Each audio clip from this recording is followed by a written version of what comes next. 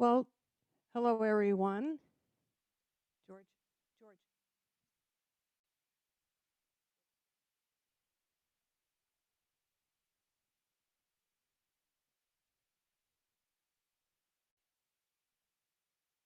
Okay. Well, hello, dzień dobry. My name is Marilyn Pahr, also pronounced as Marilyn Pahr. I am Polish. All four of my grandparents emigrated from Poland to America between 1910 and 1912. But I've always been missing that other half and don't have any of that information for what happened to the family that was left behind. The family that I have here, so I named this Finding the Other Half through DNA Matches. I'm also looking for what we would just call cousins. I have no shortage of cousins here. Between my 4 sets of grandparents, they had 36 grandchildren. So I have a lot of first cousins, tons of second cousins, but I don't know anything about who was left behind. And so that's going to be the focus of my talk today. But first I want to start with just a little background. This is 1,000 years of Polish history in one slide. So as you can see, pretty soon we're going to be heading up on the 1,000-year anniversary in 2025. Poland itself, the name Polska means field or plain, and the country itself is one massive flat land with no defensible eastern or western boundaries.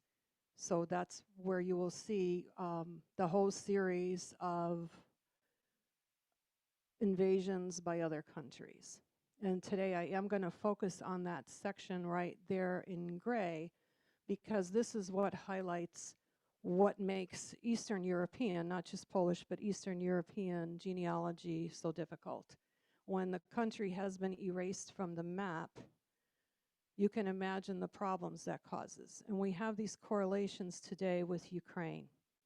So if somebody were born in, say, Mariupol today, would they consider themselves Russian or Ukrainian, right? So if you're a Ukrainian mother that gives birth today, she's going to think of herself as Ukrainian and her child as Ukrainian. But if things don't change and that goes to Russia, then politically, geographically, right, you can see the problems inherent there.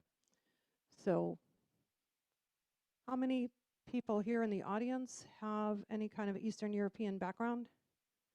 Okay.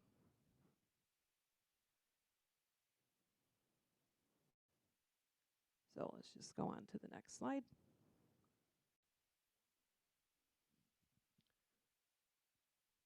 I love this quote on the left. It's a little harsh, but for attempting to reform in and of herself, Poland was punished by her neighbors and quartered alive. So you see there, 8 centuries of independence. When it gets divided, and there's, I'm not going to get into all these partitions, but there were 5 of them. Ultimately, this is what the breakdown was. So Russia, 62%, Prussia, 20%, Austria, 18%. And my family lived in Galicia, in the Austrian-Hungarian Empire. So where is Galicia? It's this circle here in red.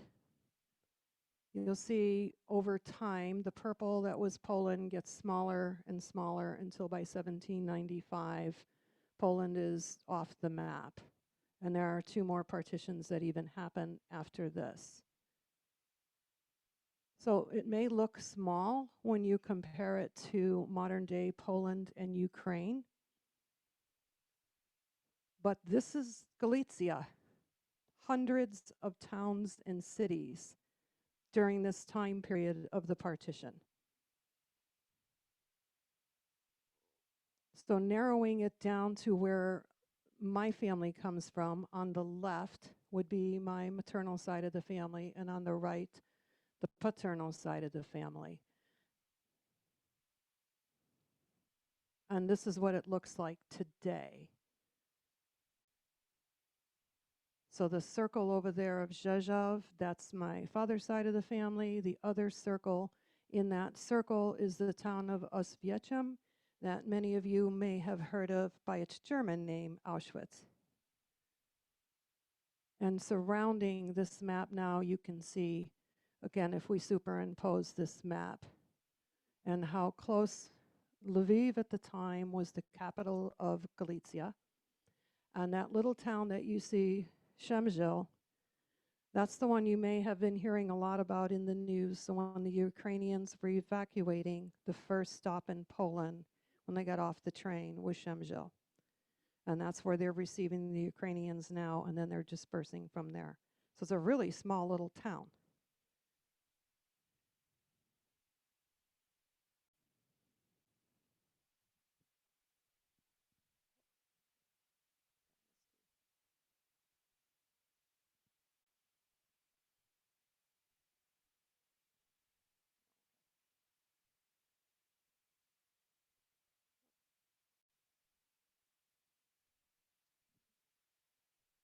So here's an example of how these partitions can complicate your location data. This is the passenger record for my paternal grandfather. And when you see under ethnicity, he has Austria and Polish. And last place of residence, Kobarzava, Galicia. There's no reference there to Poland. There's not even a reference to Austria, Hungary. So if you didn't know about Galicia, you've got a big hole in your research. So Galicia was the most undeveloped of all of those Polish regions. The agriculture was backward, the peasants was extreme poverty, industry almost totally lacking. The only benefit in the Austrian-Hungarian Empire to be living there is they did allow the language of Polish to be spoken. And because Austria-Hungary at the time was Catholic and so was Poland, they also allowed the religious institutions to flourish, which that was not true if you were in the Russian or the Prussian partitions. But by 1910, 750,000 people had already left. That's just Galicia, joining the millions of other Eastern Europeans who emigrated to the United States and elsewhere around the world. So you can see this map is from Ancestry, and it is showing that flow. And most of the Polish who came either went to New York, Detroit, or Chicago. All four of mine came to Chicago. But those who stayed, the destruction of World War I, and then the rebirth of Poland, but then World War II, and then Soviet rule, they had a really hard life. And not knowing who they were, I always just kind of wondered how they fared and what happened to them. So this is part of my family tree on Ancestry. And while you can see that I have some question marks over there on my grandfather's side, a lot of more work that needs to be done. As we all know, sometimes genealogy pulls you in a different direction. And the direction it pulled for me was to my great-grandmother, Sophia Leckie. Why? Because somebody in Poland took an ancestry test. So this is what I had. When your source documents are a bit fuzzy, this is my mother's handwriting. I found this in her home. She obviously had gone, I knew she had gone to Krakow. This is her Holiday Inn stationery. So somehow when she was there, she must have started thinking, oh, you know what? I should probably write some of this stuff down. So that's part of what I had to work with. Not a lot. We have Anna Wazalowski's birth date, and who her mother and father were. Then we have Wojciech, the one I just showed you the passenger record from Kobarzava.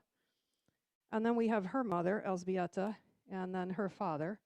And then she tried really hard to spell Oswiecim 3 times. So that's part of what I had to work with.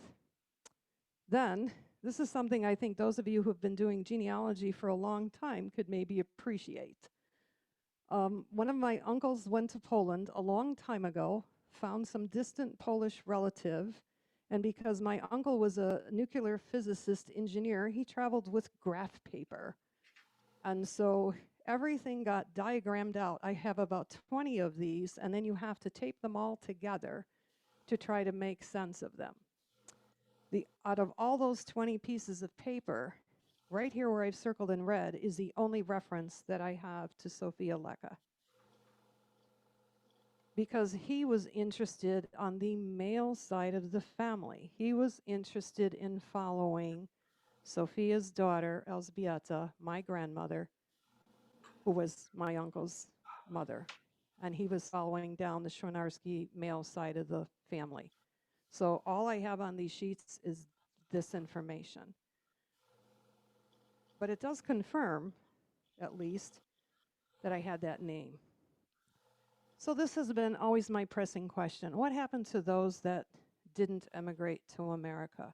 What happened to the siblings who didn't come? And what about the rest of them? I always thought about how sad that was, that for my great-grandmother Sophia, when your children left and emigrated during that time period, generally you never saw them again. And you never saw your grandchildren. So, DNA. This has been really the breakthrough. We talk oftentimes about brick walls. Having the DNA testing is what enabled us to break through our brick walls. And I love this quote from Family Tree magazine. So your second, your third, your fourth, and your beyond cousins who may be a generation or more removed from you are a huge asset because they have information that you don't have. They can have photos, they can have family stories. And I love this piece. When your ancestors died, they passed bits of their lives on to descendants. And they pass those bits on to more, and gathering your cousins together is like reuniting an ancestor's lost treasure trove of personal items and ephemera. And what a beautiful way to put that. So I'm going to step back here to, this is my Ancestry DNA story. And over time, and George has mentioned this, you'll get more and more breakdowns. When I first did this, my first results were 99.9% Eastern Europe. And while it's 84% now, but you can just see the breakdowns, it's breaking down farther to southeastern Poland, and you can see even right down there to Kołbaskowa County. And a little bit of that Baltic and Swedish and Norway. Remember that part about all those invasions? That happened from Sweden in the 1600s, and we know what happens during invasions. So there's tiny bits of DNA that's Nordic. So again, I'll just go back. Remember that first map I showed you, where I drew the circles and said, this is where I know my family comes from. And then Ancestry validates that. The two circles you see in green, it's hard to read the cities there. That's the exact same two circles that I have on my map on the left. So that's how Ancestry can pinpoint you all the way down to where in this region of Eastern Europe did your people come from.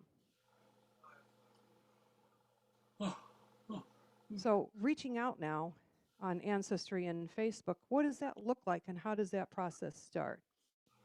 Well, first of all, Ancestry found a cousin, but more importantly, it found a cousin who was looking for us. So if you've done your Ancestry DNA, you'll start to see matches. Most of my matches have been the cousins I already know about in this country. And then you start to see, you can have 40, maybe 50 names that may or may not mean anything to you, and you could try to reach out, but in this case, it went the other direction. Somebody from the other side reached out to us. When DNA testing was first being done, it was very slow, especially the Ancestry version, to really catch on in some parts of Europe. Scandinavians had a much higher percentage of doing the 23andMe or any kind of DNA testing. So early in my experience with this, my matches were coming up from that tiny little bit of the Baltic, the Nordic, and the Swedish.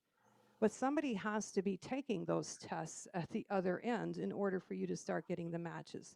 And that is starting to happen now. And it tends to happen with younger people. So here is Sarah Vichtola. So even though she's pretty far, 4th to 6th cousin, Ancestry is telling me that we have common ancestors. And that's symbolized with Ancestry with this little icon here. So the two that it brought up were Francesek, Lecky, and Tekla. Those names didn't mean anything to me because I didn't have that information going back. I only had my great-grandmother Sophia Lecky's name, and that was it.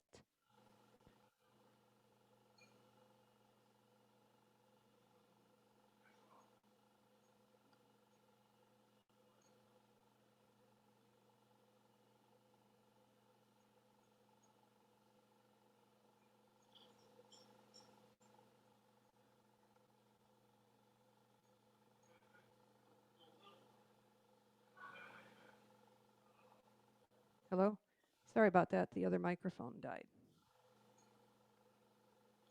Then what Ancestry shows me is how we're connected. But what I'm looking at here is Sarah's family tree, not mine, Sarah's, because it's trying to tell me that Sarah and I have a common ancestor.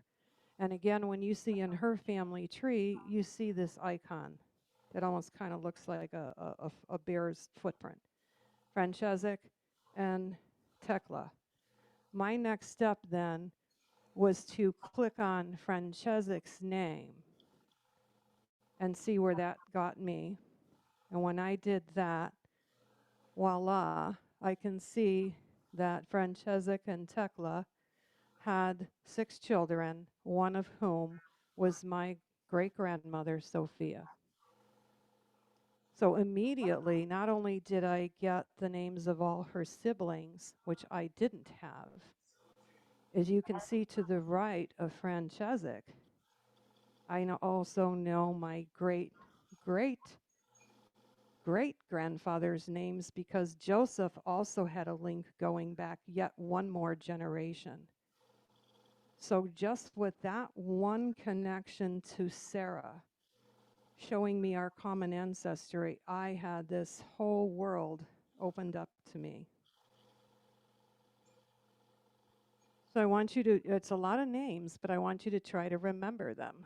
We have Andrews, Vincente, Sophia, her sister Rosalia, her sister Elzbieta, and her brother Francesek. Francesek died when he was an infant. That still leaves the other members of the family. And another thing that happened as soon as I saw this, I knew this is my family. My great-grandmother Sophia named her daughter, my grandmother, Elzbieta, after her sister. And my grandmother, Elzbieta, named one of her daughters, Rosalia. So I'm already seeing some of this family connection here.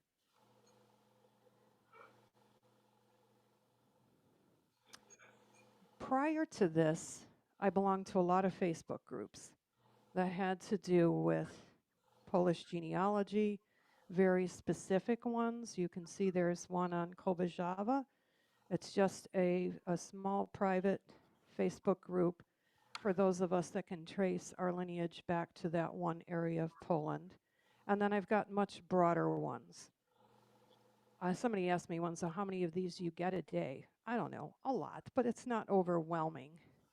And it's just part of it before I got to this point was to try to just familiarize myself to see what other people were talking about in their genealogy and being a little jealous, right? When you see other people's success stories, you're like, oh, that doesn't work for me. And I can't go back all those generations. I don't have those stories. Well, now I have part. So what happened after Sarah connected with us, she reached out on Ancestry has a space where you can reach out to someone privately. So she contacted my daughter. They started chatting and texting. Sarah tells her mother, Magdalena, hey mom, you know that test I took? I found us some relatives in America. Sarah and Magdalena aren't living in Poland anymore. They had already left. They've been living in the UK for the last 13 years. Magdalena's mother, however, still lives in Poland. She calls her, hey mom, guess what? We found some relatives in America that are Sophia's descendants. Her mom talks to a cousin, Dariusz, who has been their kind of official genealogist in Poland. So he's really excited. And almost immediately, he forms a new Facebook page, Rodzin Lecky, which means Lecky family. And in no time at all, he created this Facebook page. It's private. You are reading a translation because he doesn't speak English. So anybody connected with the Lecky family. Interesting that he said he was most interested in the male line, but his name is not Lecky, so he's already out of that direct male line because he descends from a daughter. So 3 of them got together and became the administrators. So Dariusz, it does say language English up there, but that's incorrect. He only speaks Polish. He was the one that set up the page. He's still living in Poland in that very same region that my maternal grandparents came from. Magdalena, Sarah's mother, the one living in England, speaks Polish and English. And then they got in contact with Anna, who actually lives in Croatia. And she speaks Hungarian, Polish, and English. So very quickly on, they set this up and let us know through text messaging that this was ready for us to come join. So what you had to do, well, the first thing they gave us, this is when you get so excited. The first thing they sent us was, hey, did you want to have a picture of our common ancestors' gravesite? So this is Franciszek and Tekla's gravesite in Poland. So Magdalena takes her family to Poland to visit mom several times a year. One of the times they go is All Saints' Day, which is a really big deal in Poland. They light these candles. The cemeteries just become alive. They're practically on fire with the candles that are lit for all the ancestors. So as they put out, this was one of our first posts that came out on Facebook, telling us that if you belong to this group, then most likely you're descending from one of these children. So again, we have Andrew, we have Vincent, Sophia, Rosalia, Elzbieta. So to make it easier, we all had to report back where we come from. So here's Anna. So she descends from Rosalia. Then we have Magdalena. She also descends from Rosalia and Dariusz. So this is one of the reasons, too, that they knew each other, is because they're all descendants of the same sister.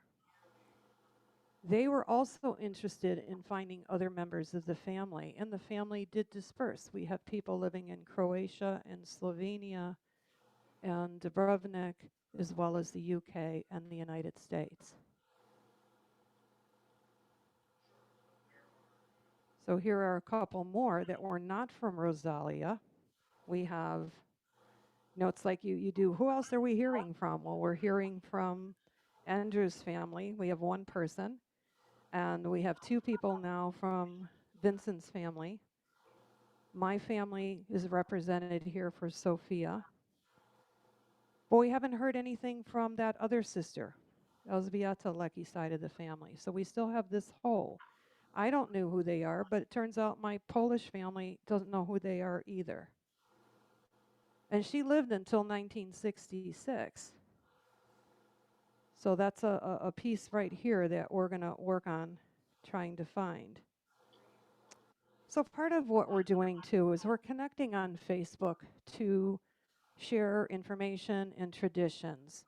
And so because this page was put together shortly before the holidays, Lalia Tot also descends from, she comes from Edward, I think she's from the Vincent side.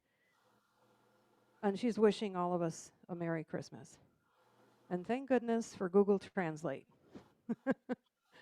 because that has helped immensely in a lot of what we're doing here.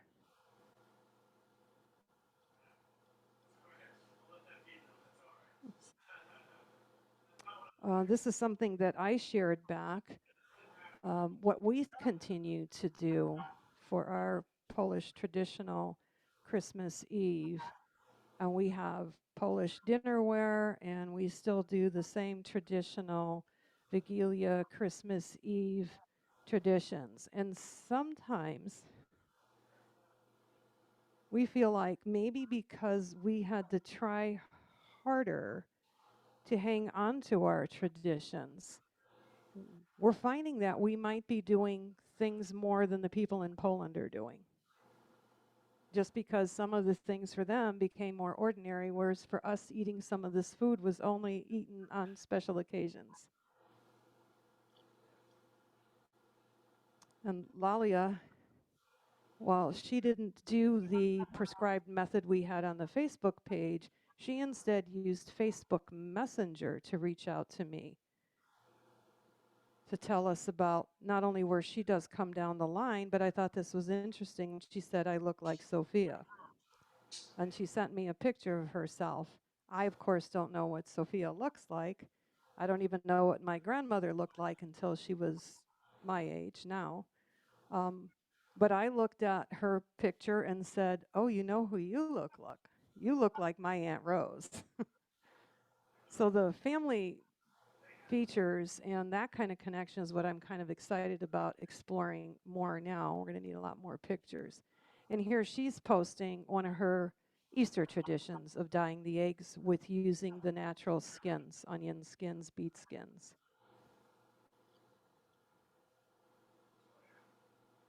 But along with all that happiness, you have to expect, if your family comes from anywhere in Eastern Europe, that there's going to be some heartbreak along with the joy.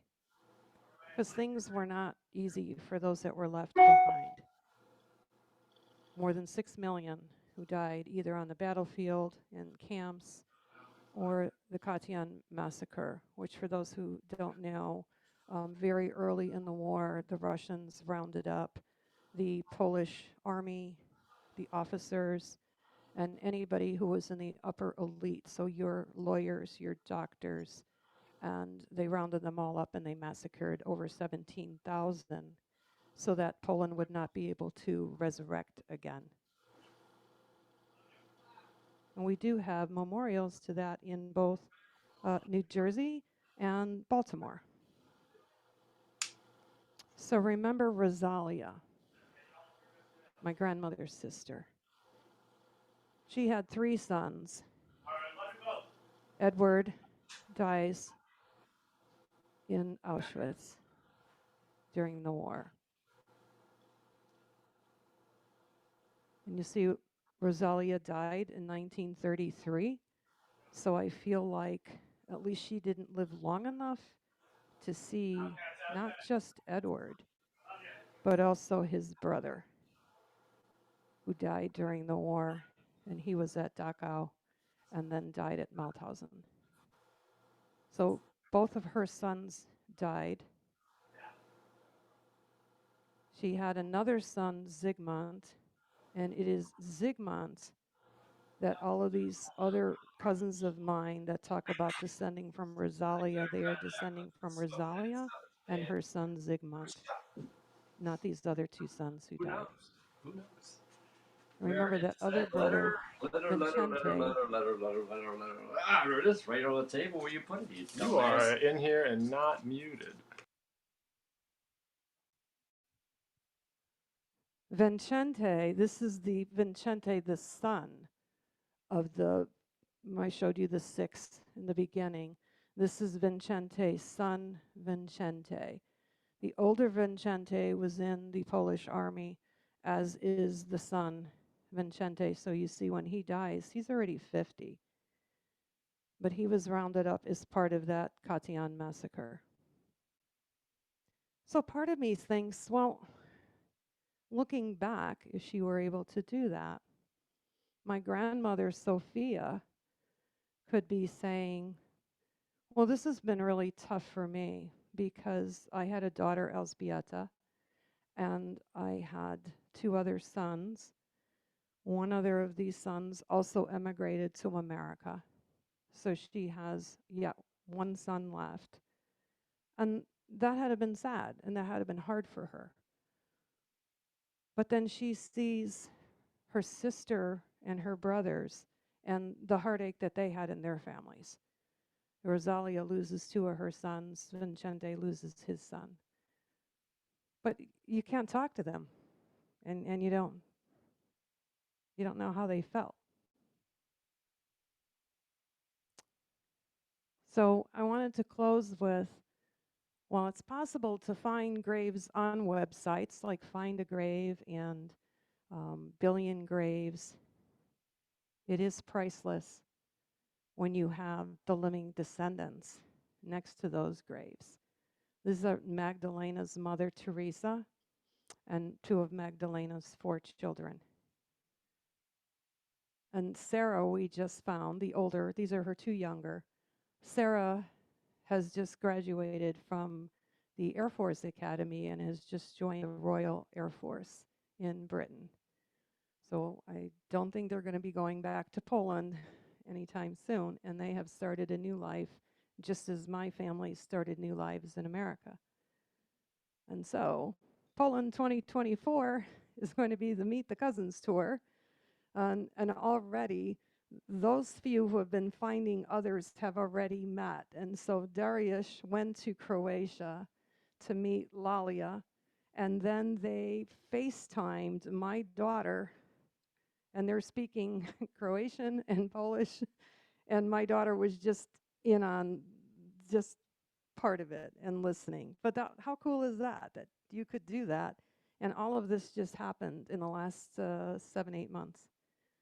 So we have a lot of work to do, a lot of things to look forward to, but a brick wall came down for us.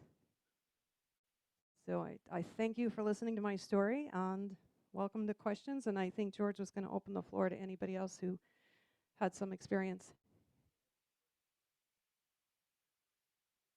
Oh, George asked if any of them are planning to come here. I think they would like to, but I think it's still so much harder for them, economically to come here. We would, of course, welcome them, but there are some Luckies who are here. And so we kind of need to connect to the ones that are here too. We're finding out that there are some other ones that were here in the United States.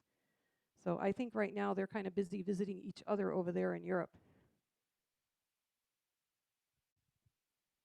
If anybody online wants to unmute yourself and ask a question, feel free.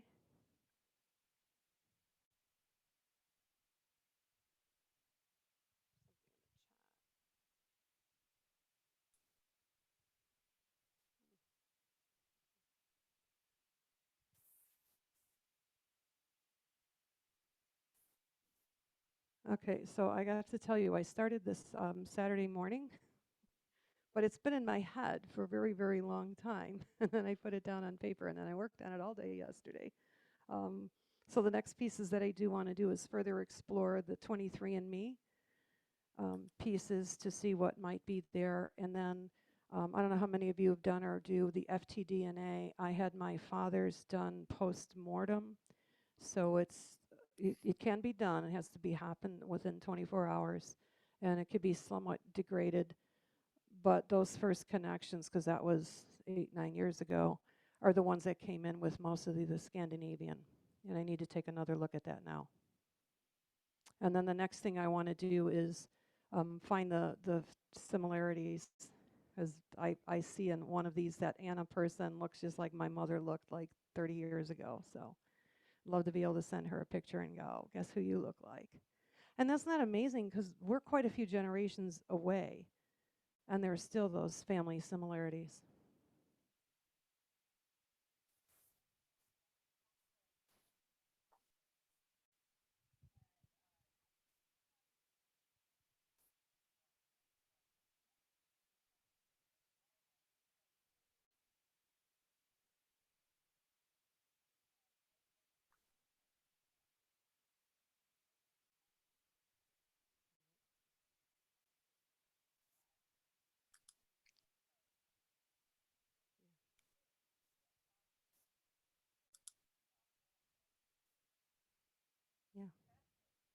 Right.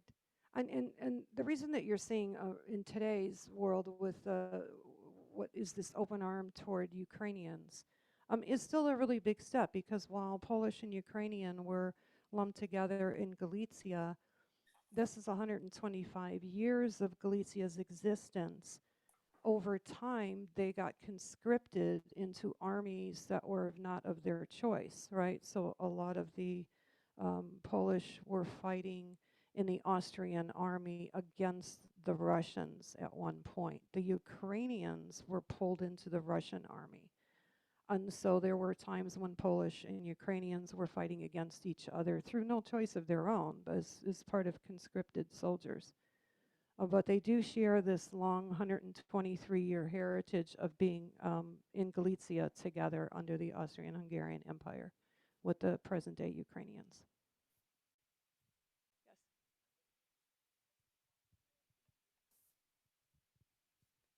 The one that the Leckies did, they created that once we made our connection.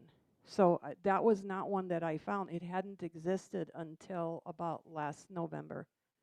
It just got put together. I feel like a little bit of a slacker because they've done so much work already. The three of them got together and said, let's go find each other.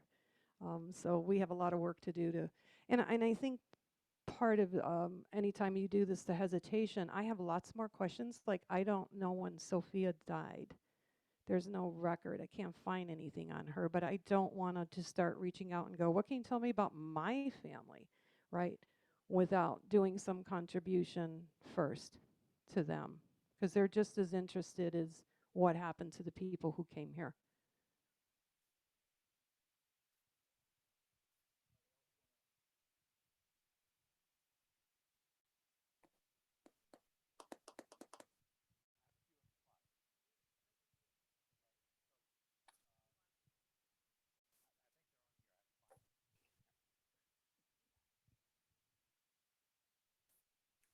So we're going to switch gears now.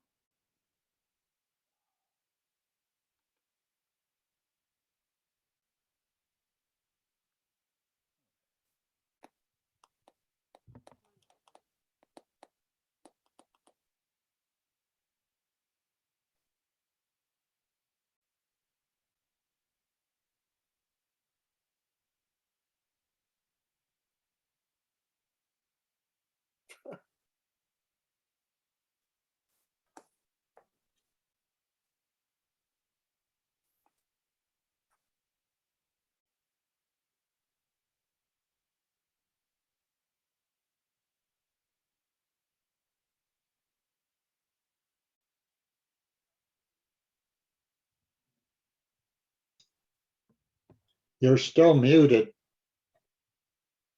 We'll handle that in a second.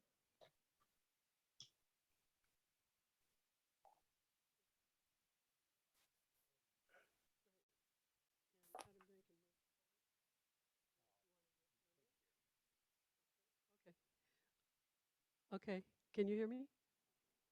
I'm Bonnie Clark. Mine will be brief, and it's very different than your presentation. Um, you know, when about 20 years ago, I started researching my partner's maternal grandmother. She wanted to know more about Jenny Kareen, who was from Sweden. So I did a lot of the research. I found all the Kareen family in northern Michigan. I found the year that Jenny emigrated to the United States, and that was in 1905. And then I couldn't find where she was from in Sweden exactly. She had said one thing, but it didn't make sense, and I was kind of stuck. So I let it go. And then about a year later, I was just messing around, and I went back on RootsWeb. I don't know if any of you used RootsWeb when we had it. And I found a message looking for a Cindy Kareen. And I said, I know who that is. I mean, I don't even know who she is, but I knew the name. I knew how she fit in the family. So I responded. And it was from a cousin in Sweden. And that began about a years long email exchange with Sune, Karine, and me, and we got to become friends. And over that year, I just peppered him with genealogical questions about the family and who was where, and he would answer me.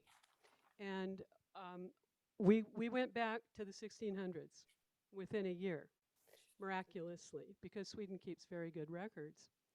Well, during that year, Sune said, you know, Jenny emigrated in 1905. You need to come back in 2005 for the 100th anniversary and come meet us. So we did. And we went to Sweden. This is Norra, Sweden, and it is, I didn't get a map out. It is west of Stockholm, about an hour and a half drive west of Stockholm. So we didn't know what we were walking into. We planned our trip. We knew the two of the cousins would come and pick us up and take us to Norra. We rented a cabin in Norra for a week, and we didn't really have any other expectations. We got to Norra, and yeah, this is what Norra looks like. It's a little village, and it's a summer resort with great ice cream, which they call glass. And we walked into a room full of cousins, none that we knew. Some spoke English, some did not, and there are more people than that. And they had taken off work to come meet us. They made the most incredible spread for us, and we just went, oh my God, what have we walked into? And it's been life-changing. That's one of the salmon plates that Gunvor made. We ate a lot. And so during that week, the cousins in Norra had gotten together, and these are second cousins. They knew they were related, but they hadn't had a relationship until I stepped in. And they planned a weeks-long activities for us. Every day we had something to do. So we toured the whole area of the Bergslagen. We did a walking tour, and this is Kurbo, the home that Jenny was born in. And we got to tour inside as well. We met the family, and Trudy and I were the only ones allowed in. The other cousins that were local were not allowed in. But that was exciting. And on the left, you see a tree. That tree meant more to Trudy than anything else. Her great-grandfather had planted it before he left in 1905, and it's still there. And that gave me chills. We have been to cinnamon buns. Sunny and I connected on that. Every day when we'd travel, we'd stop and have coffee and cinnamon buns, and in the morning and in the afternoon. And Aunt Christine made those, I think. We went back 3 times. In 2013, we went back. Some new cousins had connected with Sune. They invited us to lunch, and this was during midsummer. This was when we arrived. We didn't get inside the house for an hour because everyone who arrived came with pictures to share. And they just stood around and talked.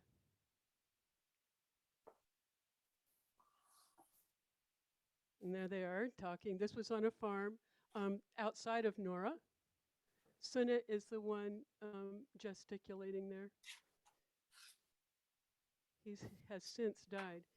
They had a spread for us that started at 1 o'clock, and we did not leave that table until 8 o'clock that night. They just love to sit around and talk. And I watched the cows move from pasture to pasture. So I think, that's it.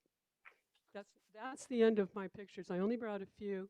I just wanted to share how life-changing the experience has been. It was probably the most meaningful thing for Trudy. It made her connect to her family. They came here, 6 of them came here, and we had a Korean family reunion in 2008 in northern Michigan. We continue to connect, and I'm considered part of the family as well. And as you said, there were appearances. The two, they were like second and third cousins. We walked in the room, and one looked just like Trudy. And it was like, I was blown away. It was just amazing, amazing experience to have. I also found out that all the information that Suna had given me over that year, he wasn't doing genealogy at all when he wrote the letter. He was just trying to find Cindy to thank her for a Christmas card that she had sent when they were both 13 years old. And she had sent a dollar bill to him. He still had it. I assumed that he was doing genealogy. What he did was he went down to the local genealogy society in Nora, and his friend ran it, and he asked her. She gathered all the information and sent it to me. So, any questions? That's George. I clicked too far. Thanks. Okay, my story will be very quick, but it's a different version. Uh, my wife's father's family was from French Canada. And what makes French Canada such a fascinating genealogy story is only 10,000 French people came over before Louis XIV said enough. And so the entire Quebecois, the people who grew up in French Canada, all descend from 10,000 people. So this is a map showing where they came from. The dark reds are the biggest ones, Normandy, Brittany, and then below that, Poitou is the next biggest, okay? And so we designed a vacation 20 years ago where we went and visited all the villages that her ancestors came from. And this is La Rochelle, which was the port of departure for almost all of them coming to the country. This is in a church where there's a plaque for all of the immigrants who came from that village. Marie's descended from 5 of them, which is not unusual, okay, because that's the nature when there were only 10,000 people who came. Her maiden name was Menard. She was Maynard, M-A-Y-N-A-R-D, because her family Americanized the name when they came here in the 1860s, just after the Civil War. Okay, this is the church where the immigrant would have been baptized, and that would have been the baptismal fount for him. So we ended our vacation, our trip, with cognac. Needless to say, all of her family got a bottle of cognac. So, real quickly, about 20 years ago. Sharon, are you on? I guess not. Sharon had sent me a picture of her immigrant, I guess, grandfather. Generations are fun. Okay, that's it for here. I see one chat. Let me just check it. There you go, Marilyn. More compliments. Thank you all. Now, we're off for the summer. Our next meeting will be in August, and that will be the annual What's Happening on the Internet. And hopefully by then, there will be people who will feel comfortable coming back in person. Have a great summer all.